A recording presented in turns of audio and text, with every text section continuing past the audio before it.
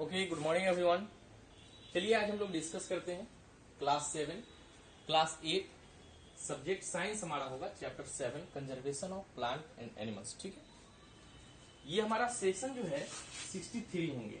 Okay, session 63 होंगे। Last video में हम लोगों ने डिस्कस किया था कि जिस तरीके से प्लांट और एनिमल हमारे डेली लाइफ में देखने को मिल रहा है, डे बाई डे कम हो रहे हैं, उस पर हम लोग इंट्रोडक्शन पे डिस्कस किए थे कि क्यों कम हो रहे हैं, उसको कैसे कंट्रोल किया जा सकता है, कौन से उपाय लगाए जा सकते हैं जिससे वो सस्टेन करे आगे। तो अभी FAO world food and agriculture organisation, ठीक है, वर्ल्ड फूड एंड एग्रीकल्चरल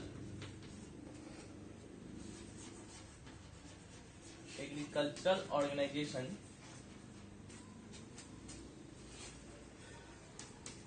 जो एक WHO का मेंबर है। ठीक है, अब इन्होंने बताया कि हर साल लगभग 18 मिलियन एकड़ जो फॉरेस्ट है वो कट रहे हैं। ठीक है, और कट करके तो कटेंगे, फॉरेस्ट कटेंगे, उसको क्या कहेंगे? डिफॉरेस्टेशन कहेंगे। ओके, डिफॉरेस्टेशन कहेंगे। ठीक है, डिफॉरेस्टेशन। अब डिफॉरेस्टेशन आपसे क्वेश्चन पूछ सकता है कि व्हाट इज डिफॉरेस्टेशन। अगर एक पेड़ को हम काट रहे हैं तो क्या वो डिफॉरेस्टेशन हो जाएगा? नहीं। ठीक है, तो क्या होगा? डिफॉरेस्टेशन इज, हम इसका डेफिनेशन क्या लिखेंगे? Deforestation is the clearing of forest, ठीक है, for the use of other purpose. गौर से इसको बस याद करने की जरूरत नहीं पड़ेगी, आप समझ लीजिए। अगर जंगल को काट करके हम उस लैंड को किसी दूसरे पर्पस में यूज करेंगे, जैसे जंगल को काट दिए, वहां पे खेती करनी है, ठीक है, तो उसको हम क्या कहेंगे? डिफॉरेस्टेशन कहेंगे, क्योंकि फॉरेस्ट वहां नहीं रहा। वैसे नॉर्मली अगर फॉरेस्ट में हम कोई पेड़ को काटते हैं, अगर वहां नहीं भी पेड़ लगाते हैं तो कुछ दिन बाद ऑटोमेटिक वहां पेड़ उग जाएंगे। ठीक है, और वैसे जो जंगल को रखते हैं, जो केयर करते हैं, वहां एक पेड़ कटने के बाद कोई ना कोई पेड़ लगा ही लेते हैं। लेकिन जब पेड़ को काट करके या तो हम खेतों के लिए यूज करते हैं, वहां पे इंडस्ट्री लगाते हैं, रोड कंस्ट्रक्शन हो जाती है, रेलवे ट्रैक बिछ जाते हैं, ठीक है, डैम बन जाते हैं, या किसी भी मार्केट लग जाता है, वहां पे मॉल बन जाते हैं, या कोई भी पर्पस में हम उसको यूज करते हैं, तो उन जगह को हम क्या बोलते हैं? डिफॉरेस्टेशन करते हैं।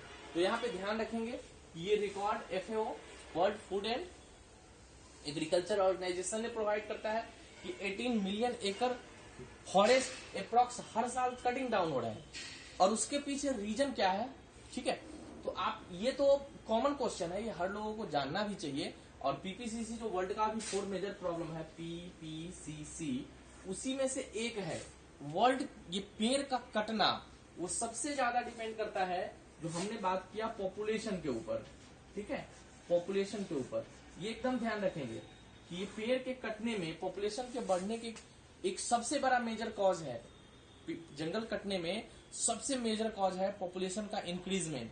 पॉपुलेशन बढ़ेंगे तो उनकी क्या क्या रिक्वायरमेंट बढ़ेगी। मान लीजिए कि किसी गांव में 500 लोग रहते थे, है ना, कभी आज से 40 साल पहले, तो 500 लोगों के लिए जो फूड देना था, वो फूड जो प्रोवाइड करना था, वो कितना होता था। और आज उसी गांव में अगर 2500 लोग रह रहे हैं, 2500 लोग रहे हैं, तो उनके लिए फूड कितना चाहिए? एकदम क्लियर है कि डिफॉरेस्टेशन होगा ही होगा, क्योंकि इतने जब लोग बढ़े हैं तो फिर खेतों की उसका साइज बढ़ाना पड़ा होगा, क्योंकि उसके लिए अधिक से अधिक ग्रेन्स चाहिए, अनाज चाहिए। तो सबसे, अगर आपसे पूछा जाए कि causes of deforestation, okay, causes of deforestation, तो सबसे पहला क्या होगा? सबसे पहला तो आप दे सकते हैं, हालांकि यहां पे इंक्रीजिंग पॉपुलेशन है ना, इंक्रीजिंग पॉपुलेशन, ये अगर आपके माइंड में ध्यान में आ गया कि इंक्रीजिंग पॉपुलेशन के कारण डिफॉरेस्टेशन हो रहा है, पहला लाइन ये आप लिख सकते हैं। फिर दूसरा आप क्या लेंगे? ठीक है, दूसरा लाइन अगर लेने की बात होगी तो प्रोक्यूरिंग लैंड फॉर कल्टीवेशन, ठीक है, procuring land for cultivation, okay, खेत को बनाने के लिए जंगल को काटा जा रहा है, ठीक है। For construction of roll, for construction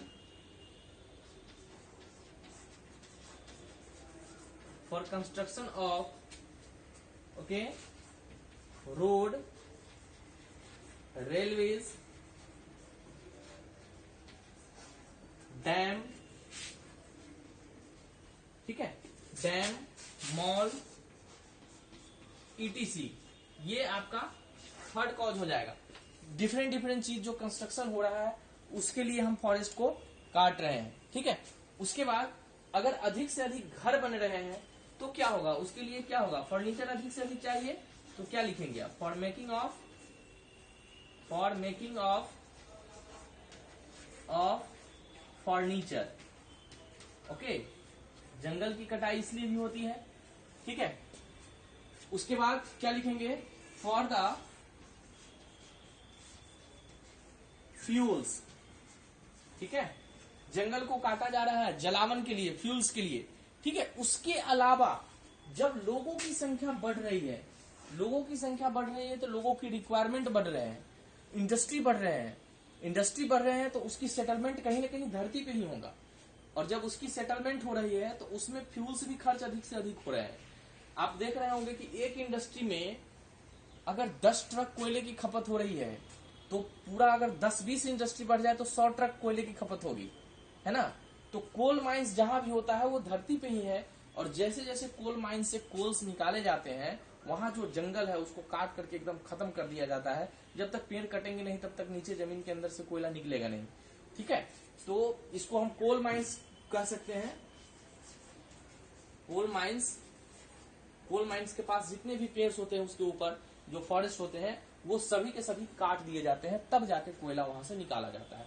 तो ये 4-5 जो मेजर है कॉज जिससे डिफॉरेस्टेशन देखने को मिलता है, ये सब कॉज हो गए। कॉजेज जब भी आपको पूछा जाए कि कॉजेज ऑफ डिफॉरेस्टेशन, तो ये 5-6 पॉइंट आप एकदम माइंड में रखेंगे कि ये डिफॉरेस्टेशन का कॉज है।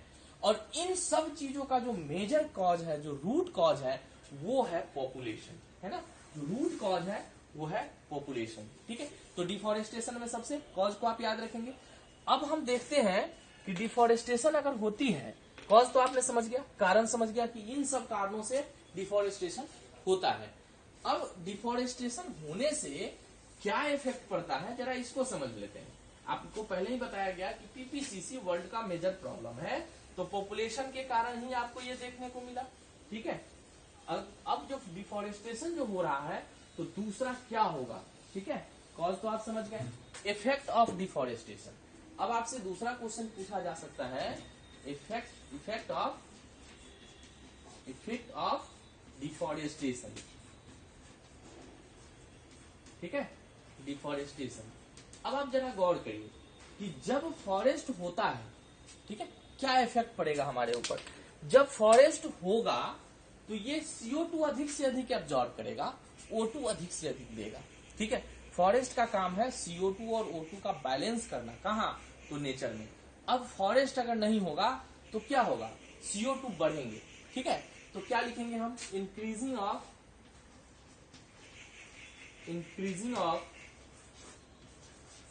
CO2 बढ़ेंगे, और क्या होगा, decreasing of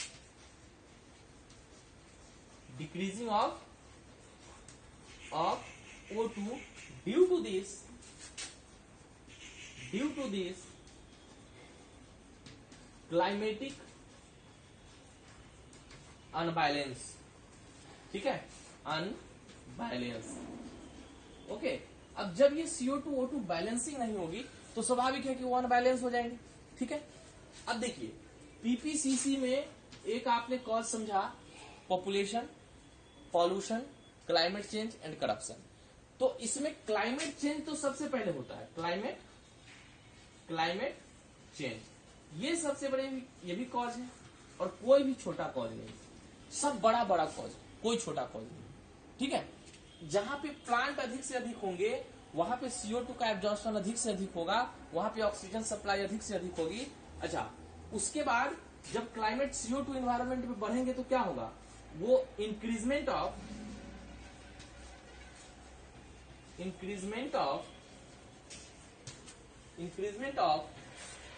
temperature, okay, temperature, okay, it cause of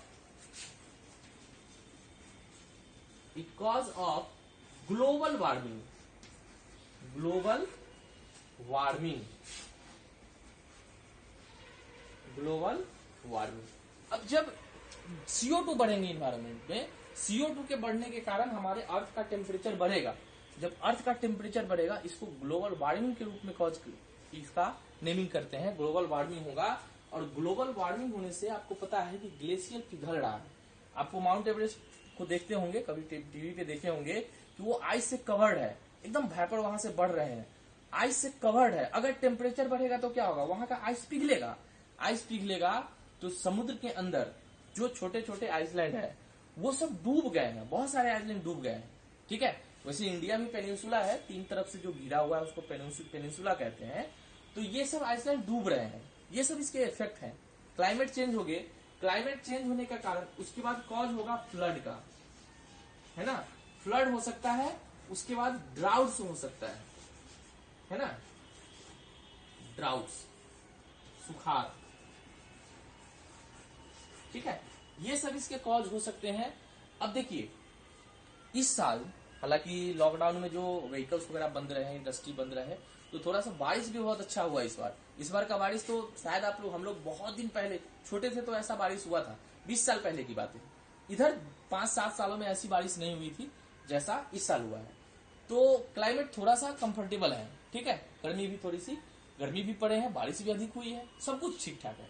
लेकिन जब क्लाइमेट चेंज होता है तो क्या हो रहा है कि जब बारिश हो रही है तो कंटिन्यू बारिश हो रही है, जब सूखा है, ड्राउट्स है, तो कंटिन्यू ड्राउट्स है।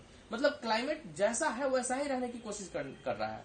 अगर क्लाइमेट चेंज होगा तो ये दोनों कॉज होंगे, जब फ्लूइड होंगे तो बारिश हो रही तो होती ही रह जाएगी, जब ड्राउट्स है तो ड्राउट्स ही रह जाएगा, बारिश हो ही नहीं रही है, तो ये भी कॉज हो सकते हैं। उसके बाद देखिए, सॉइल इरोजन हो सकता है, सॉइल इरोजन। आप गौर से देखिए, जहां भी आपके स्कूल के ग्राउंड में जहां पे घास है वहां बारिश के दिनों में मिट्टी नहीं बहता है, लेकिन जहां पे घास नहीं है वहां बारिश के दिनों में क्या होता है कि मिट्टी बह जाता है। मिट्टी बहने के कारण उसी को सॉइल इरोजन कहते हैं। उसके बाद है ना, disturb of livelihood, disturb of livelihood. अब गौर से देखिए, एक अगर जंगल है 200 एकड़ का, उसके आसपास के रहने वाले जितने भी गांव है, सारा का जीविका, लाइवलीहुड उस जंगल पे डिपेंड करता है। अगर उस जंगल को कट कर दिया जाए तो क्या लगता है वहां के आसपास के लोगों को कोई भी जीविका मिलेगा, कोई भी कारोबार मिलेगा? नहीं मिलेगा, ठीक है। तो ऐसे स्थिति में क्या होगा, लाइवलीहुड डिस्टर्ब होगा। और सबसे मेजर जो कॉज है, जो इस चैप्टर में हम लोग को पढ़ना है मेनली, ठीक है, loss of species, loss of species, okay. इस चैप्टर में मेनली हम लोग को यही जानना तो सब कुछ है, और ये कॉमन क्वेश्चन है, ये पढ़े लिखे ना पढ़े लिखे किसी भी आदमी के लिए कॉमन क्वेश्चन है। और ये ध्यान में रखना है कि कॉज क्या है डिफोरेस्टेशन का और डिफोरेस्टेशन से इफेक्ट क्या है, ठीक है। लॉस ऑफ स्पीसीज, आप गौर करिए, एक पेड़ को अगर काटते हैं तो उस पर न जाने कितने घोंसला आपको देखने को मिलेगा, है ना, उस पर कितने सारे इंसेक्ट है, कितने सारे बर्ड वहां पे बैठे हुए हैं, उसको फूड मिलता है। लेकिन हमने पेड़ को काटा, पेड़ के काटने के बाद जब वो गिरा तो समझिए कि वो सारे जितने भी बर्ड हैं, जितने भी ऑर्गेनिज्म है, या जो भाग जाने वाला है वो तो भाग गया, लेकिन जो नहीं भागने वाला है वो बेचारे उस पेड़ पे रहे और मर गए। इसी तरीके से अगर पूरे जंगल को काटा जाएगा तो जंगल में रहने वाले एक माइक्रो ऑर्गेनिज्म से लेकर के बहुत बड़े से बड़े ऑर्गेनिज्म रहते हैं। एक एलिफेंट्स को ले लें, कैमल को ले लें, जेब्रा को ले लें, जिराफ को ले लें, और माइक्रो ऑर्गेनिज्म में बैक्टीरिया, वायरस, प्रोटोजोआ, ये सब के सब वहां पे मौजूद है। तो ये सबके लाइफ स्पीसीज को डिस्टर्ब करता है। तो आज के वीडियो में प्रॉपर हमको 2 टॉपिक समझना है, 2 टॉपिक पढ़ना है, इसको आप नोट कर लेंगे, ठीक है। जो नोट किए हुए हैं पहले से नो प्रॉब्लम, लेकिन जो नहीं किए उसको नोट करेंगे।